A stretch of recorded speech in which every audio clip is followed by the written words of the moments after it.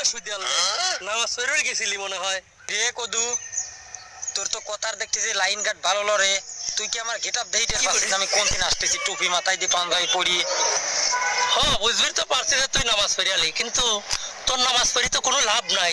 তুই একটা সুদখোর, সুদখোরের নামাজ আর মমতাদের গান সমান কথা।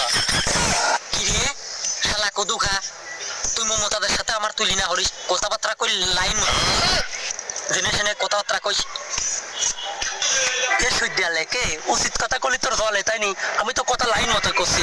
তুই খাইছ হলো সুদ, তোর নামাজ কি কোনোদিন কবুল হবি রে?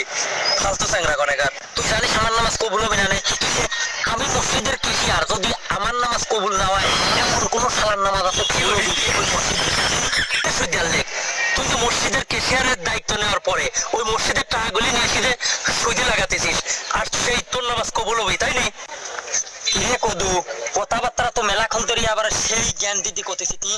আমি যে কেশিয়ারের দায়িত্ব নেওয়ার পর একদিন মসজিদের যে উন্নয়নটা হরিছি, এই টাকাকে আমি নিজে খাইছি। ওই যে টাকাটাতে সুদি লাগা লাগা উন্নতিটা হরিছি আগে কত কেশিয়ারই তো আইতে গেছে, কেউ কি এই উন্নতি হইতে পারছে?